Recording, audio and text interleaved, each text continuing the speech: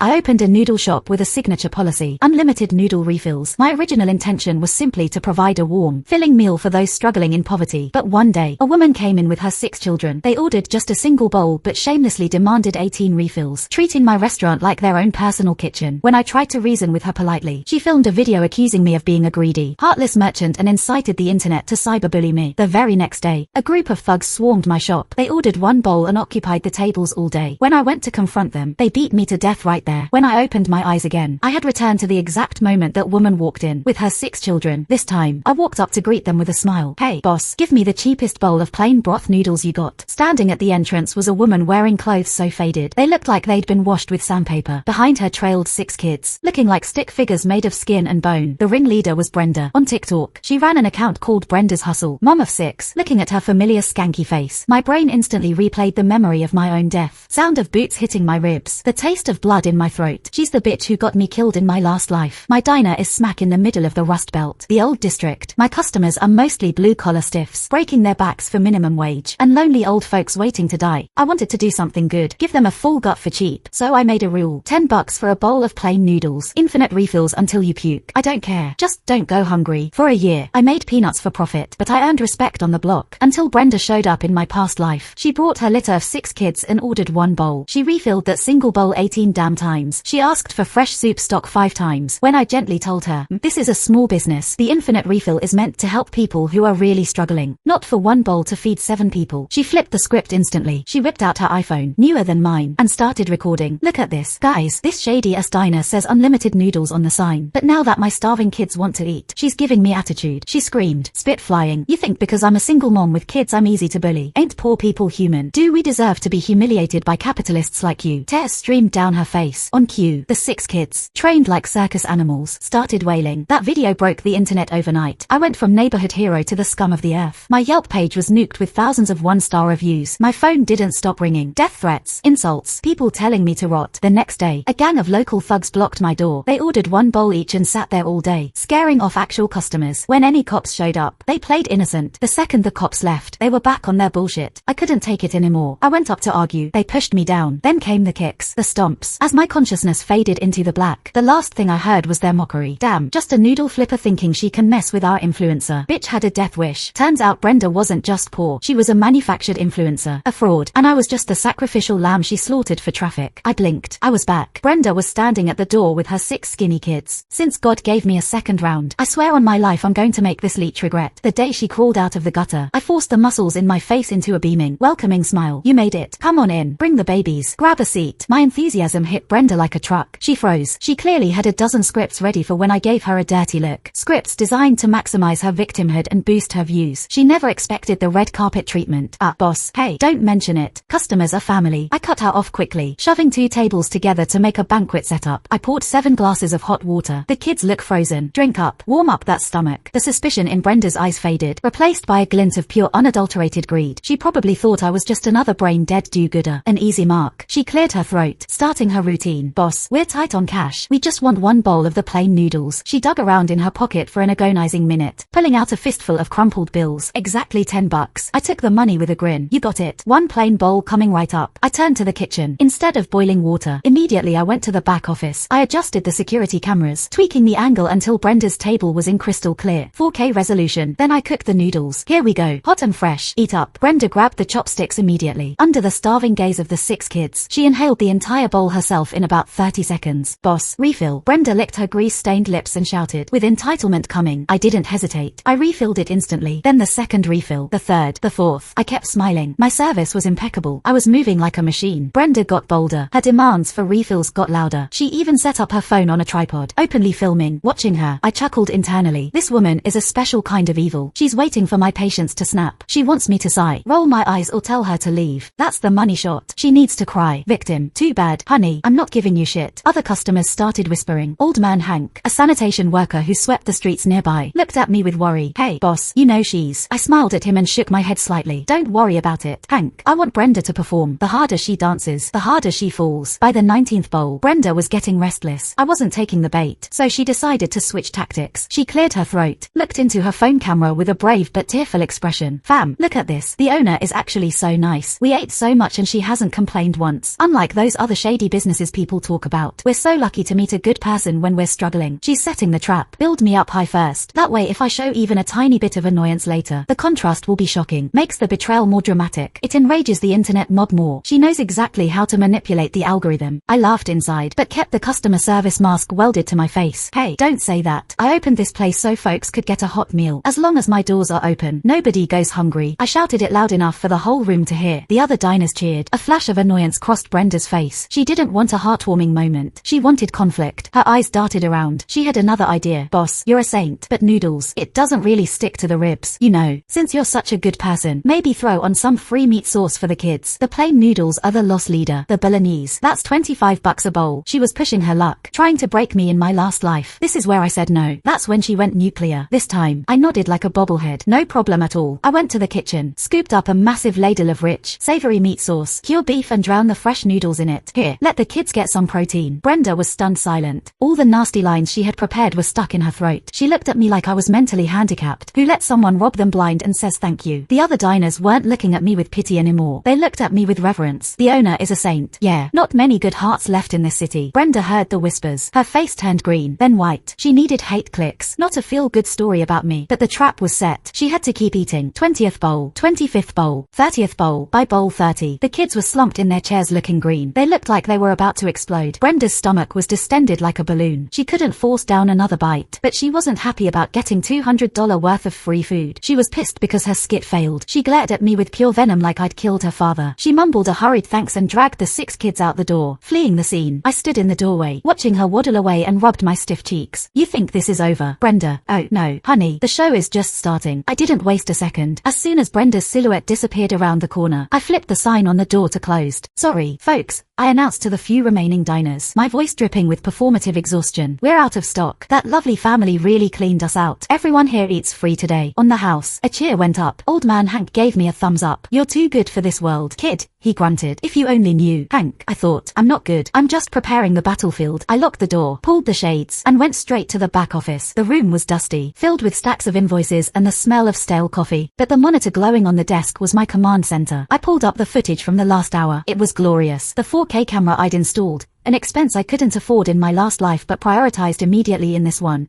had captured every pore on Brenda's face. The audio was crisp. It picked up the wet, smacking sounds of her chewing, her rude demands for refills, and most importantly, the clear, undeniable image of her ignoring her children while she gorged herself on the premium meat sauce. I opened my video editing software. I didn't need to doctor the footage. I didn't need to add scary music or distort her voice. The truth was damning enough. I cut a 3-minute highlight reel. Timestamp 0:15. Brenda claiming they are starving and have no money. Timestamp 0:45. Me serving the meat sauce for free. Timestamp 1:30. Brenda pushing her youngest child's hand away to grab the ladle for herself. Timestamp 2:50. The pile of empty bowls stacking up like the Leaning Tower of Pisa. Timestamp 03:00. Brenda rolling her eyes when I asked if the kids needed water. I didn't post it yet. That was rookie mistake number 1. Shooting before the enemy reveals their position. In my last life, I tried to defend myself with logic. This time, I was going to let her dig her own grave. I waited. I cleaned the kitchen, scrubbing the counters until they shone, channeling my adrenaline into labor. I prepped the dough for tomorrow. I sharpened my knives, especially the boning knife. The rhythmic shush-shush sound of steel on stone calmed my racing heart. Around 8 p.m., my phone buzzed. A Google alert I'd set up for Noodle Shop and Brenda's Hustle. She had posted. I sat down on a crate of onions and opened TikTok. There she was, Brenda, sitting in what looked like a dim, unlit room, likely a bathroom to get that sad echo acoustic. She had rubbed her eyes to make them red. Hey, fam, she whispered, her voice trembling. I don't usually do this, but I have to protect my babies. I watched, stone-faced. We went to that noodle shop today. You know, the one that brags about helping the poor. I thought we were finally catching a break. She sniffed loudly, but as soon as the cameras were off, the owner changed. She forced us to eat. She said if we didn't finish 30 bowls, we had to pay full price for the meat sauce. My kids, my poor babies threw up all the way home. It was grease. Just pure, rancid grease. I think she's trying to poison the homeless to clear out the neighborhood. She panned the camera to the floor where a bucket sat today. A faint retching sound came from off screen. Please.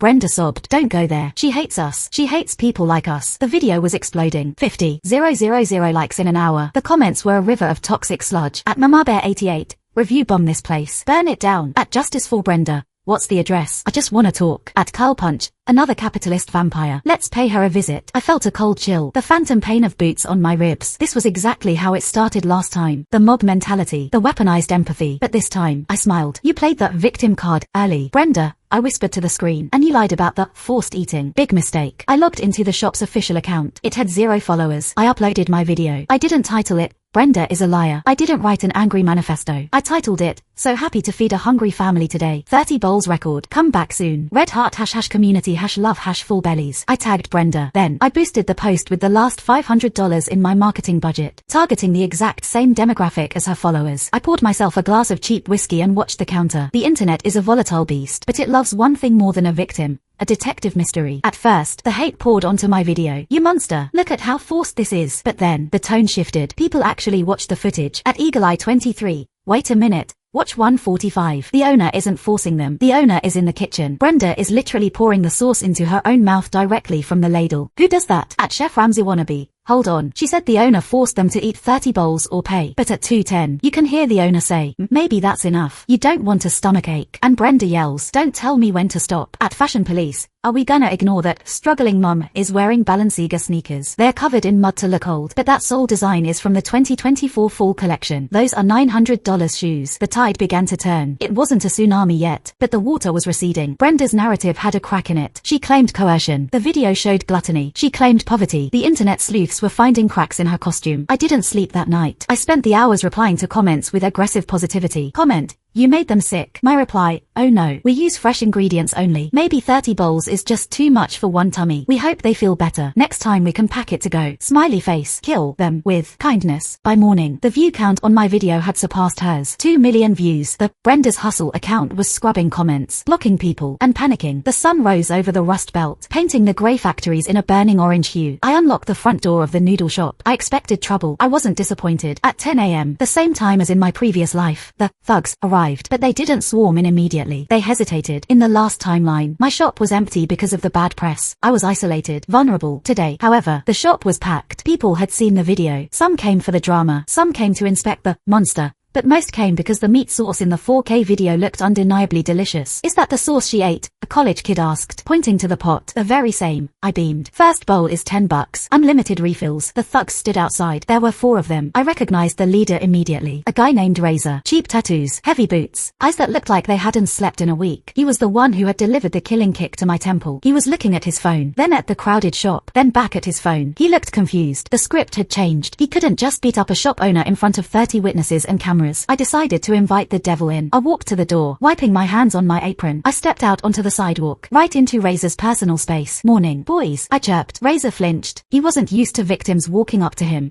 You the owner? Sure you guys look hungry. Brenda sent you. His eyes narrowed. Watch your mouth. Lady, no, really. I saw you on her live stream once. You're the security. Right, come on in. If you're with Brenda, your family, I'll set up the big table. I turned my back on them. It was the hardest thing I've ever done. Every instinct screamed that he was going to sucker punch me. My spine tingled where I remembered the impact. But I knew predators like Razor. They needed a reason. They needed provocation. Or they needed darkness. I gave them none. Yo, Razor, it smells good though. One of his lackeys muttered. Shut up, Razor hissed. But he followed me in. The shop went quiet. The customers sensed the shift in atmospheric pressure. Razor and his crew looked like trouble. They took up the foretop in the center. What can I get you? I asked. Pad in hand. 4 bowls, Razor said, staring me down. And we ain't paying. Brenda said you owe her for the medical bills. Medical bills? I raised an eyebrow loud enough for the nearby tables to hear. Oh, for the tummy aches. I told her 30 bowls was too much. But hey, I'm reasonable. You want free food? Yeah. Razor smirked, leaning back. Free food. All day. We gonna sit here all day. Lady, right here. This was their tactic. Occupy the tables. Scare the customers. Bleed the business dry. It was a siege. Okay, I said brightly. One condition. What? You have to eat it. Razor laughed. A dry, barking sound. You think we can't eat? Bring it on. I went to the kitchen. This time, I didn't reach for the savory meat sauce. In the back of my pantry, I had a jar of the Widowmaker. It was a chili oil concentrate I used for the extreme spicy challenges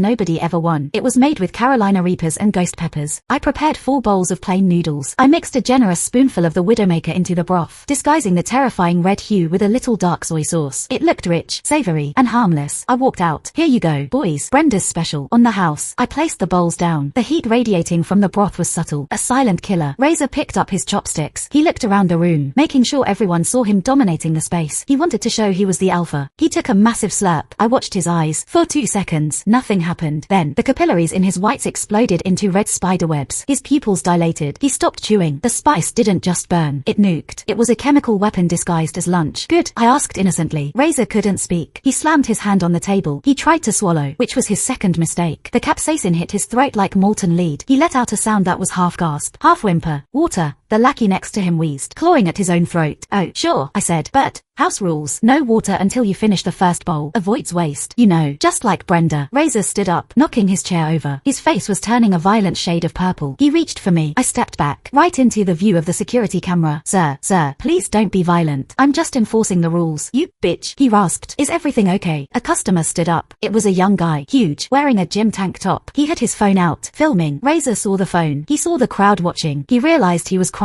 Tears streaming uncontrollably from the spice. Snot was running down his nose. He didn't look like a gangster. He looked like a toddler throwing a tantrum. He couldn't beat me to death. Not here. Not while he was being defeated by a noodle. Let's go. Razor choked out, his voice an octave higher than usual. But the noodles, I called after them. They stumbled out the door, coughing, spitting, creating a scene on the sidewalk. I turned to the stunned dining room. Spicy lovers. Guess they couldn't handle the heat. Laughter rippled through the room. I had won the skirmish, but I knew this was just the beginning. Razor wouldn't take this lying down. And Brenda was probably watching the live stream right now, plotting her next move. I needed to go on the offensive. I needed to find out who Brenda really was. That evening, after closing, I didn't go home. I stayed in the shop. I pulled up Brenda's struggling mom videos. I started digging. In my past life, I was too busy working to notice the details. Now, I scrutinized everything. In a video from 3 months ago, she was crying about being evicted, but in the reflection of her sunglasses, I saw something. A car dashboard, a Mercedes logo. In another video, she claimed her kids had no clothes for school, but in the background, thrown over a chair, was a stack of unopened Amazon boxes. I started taking screenshots. I started building a dossier. Then, my phone rang. Unknown number. I answered. Hello. You think you're clever? A voice hissed. It wasn't Brenda. It was deeper, distorted. You embarrassed my boys. Razor, I asked calmly. You're dead, he said. Tonight. No cameras. No customers. Just fire. Click. He was going to burn the shop down. I looked at the clock. 11:30 p.m. I could call the police. But in this district, the police took 40 minutes to arrive. The shop would be ash by then. I looked around my kitchen. My domain. My fortress. Come and get it, I whispered. I went to the utility closet. I pulled out the high-pressure hose I used for deep cleaning the floors. I connected it to the industrial sink. Then I went to the massive vat of oil I used for frying pork cracklings. It was cold now. I turned the burner on high. I unlocked the back door. Just a crack. The invitation. I sat in the dark. The only light coming from the blue flame of the gas burner. I wasn't the helpless victim anymore. I was the hunter in the spiderweb. 20 minutes later, I heard the crunch of gravel in the back alley. The smell of gasoline wafted in. They were here. I moved silently to the back. Through the crack in the door, I saw 3 shadows.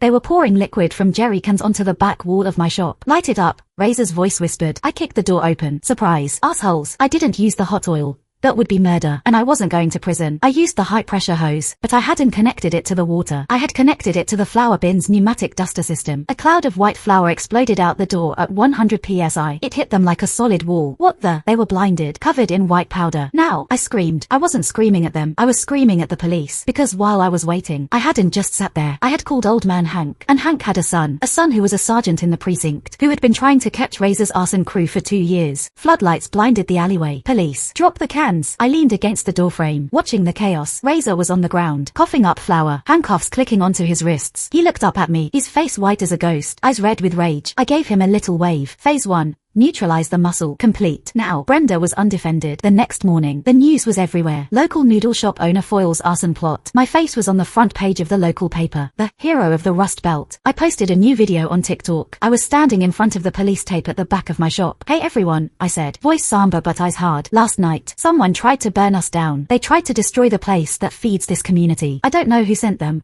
but I know Razor was heard shouting about getting payback for her.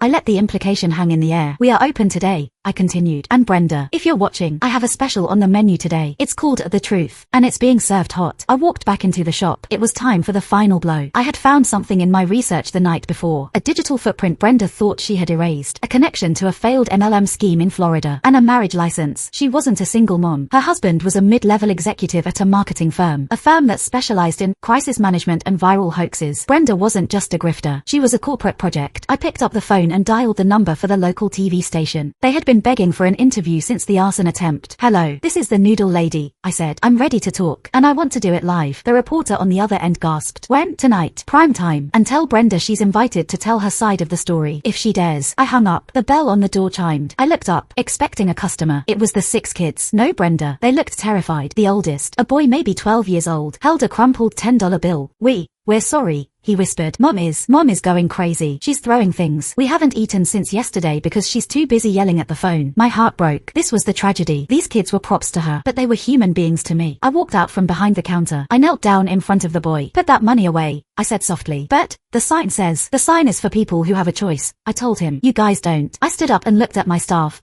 2 neighborhood teenagers I'd hired just that morning to handle the rush. Lock the door, I commanded. Flip the sign to private party. What are we doing, boss? We're feeding these kids, I said. Real food, vegetables, protein, no cameras, no TikTok, just dinner. I led the kids to the best table in the house. As they ate, wolfing down the food with a desperation that made my blood boil, I made a silent vow. Destroying Brenda wasn't enough. I had to save them, and to do that, I had to completely dismantle her life. I went back to the office and looked at the dossier on my screen. The husband's name was Gary. I found his LinkedIn. He looked smug. I began typing an email. Subject line: I have the footage of your wife hitting the kids. Let's talk. I didn't actually have that footage, but Gary didn't know that. And men like Gary, who built careers on lies, were terrified of the truth. I hit send. The game had just moved from the streets to the boardroom, and I was bringing a boning knife to a gunfight. To be continued.